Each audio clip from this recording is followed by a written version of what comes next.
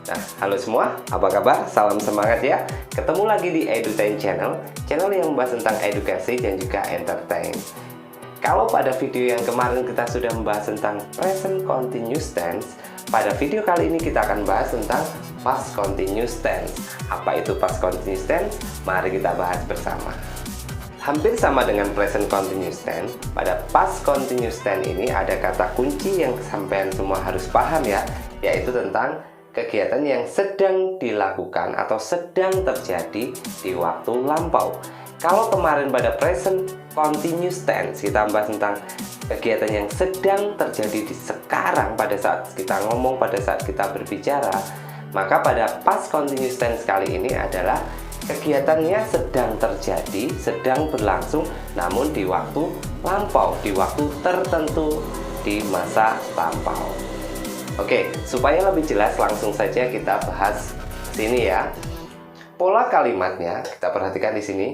Pola kalimat pada past continuous tense, saya langsung ke poinnya saja, tidak akan, kalau subjek semua sudah pasti ada subjeknya ya. Namun jantungnya ataupun poinnya ada di sini. Was atau were diikuti kata kerja bentuk ing. Ingat, kata kerjanya pasti dalam bentuk ing. To be yang dipakai hanya was atau were. Nah, kapan kita menggunakan was? Was hanya dipakai untuk subjek I, she, he, atau orang yang jumlahnya satu, orang ketiga tunggal. Selain itu, menggunakan were. Saya dan Dina memakai were. You memakai were, ya. Jadi bentuknya seperti itu. Dan sekali lagi, kata kunci pada tenses kali ini adalah kegiatan yang sedang berlangsung atau sedang di waktu lampau, sedang berlangsungnya di waktu saja kita bahas ya. Fungsi atau kegunaan yang pertama kita lihat pada contoh pertama. Di sini ada Tarno and Paine were watching TV yesterday at 8 p.m.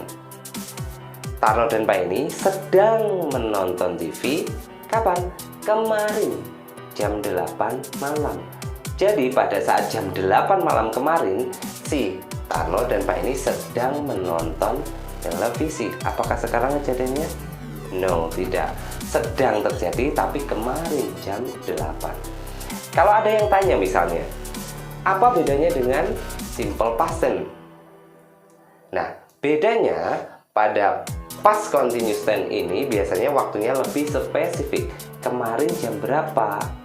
Nah, kalau kemarin saja itu secara umum ya, biasanya terjadi pada simple past tense, tapi kalau pada past continuous tense biasanya waktunya lebih spesifik. Nah, jadi fungsi yang pertama adalah menyatakan suatu kejadian yang sedang terjadi di waktu lampau. Sekarang kita masuk fungsi yang kedua. Kita lihat contoh yang kedua. Aminah was eating meatball when I came yesterday. Aminah sedang makan bakso ketika saya datang kemarin. Jadi ketika kemarin saya datang, pas datang ke rumah si Aminah, dia sedang makan bakso. Sedangnya kapan? Kemarin.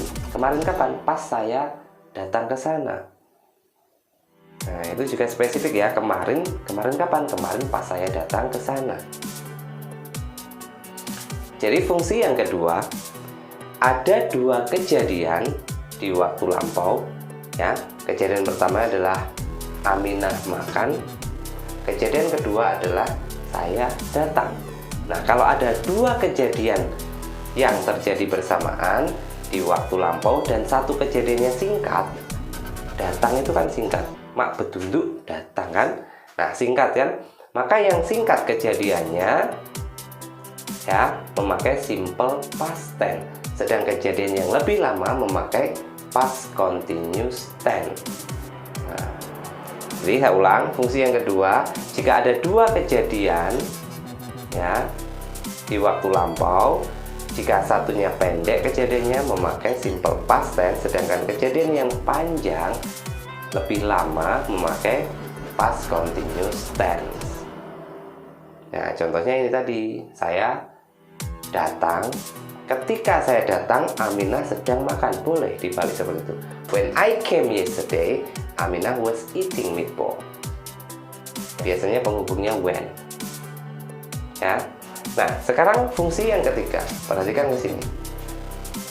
Joko was reading newspaper in the living room while Rehan was eating in the kitchen last night.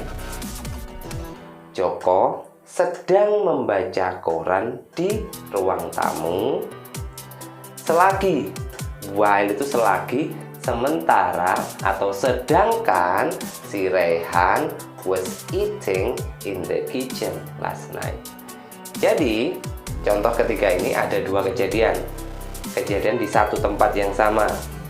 Ya, misalnya di rumah, si Joko ini sedang membaca, sedangkan si Rehan ini sedang makan di dapur.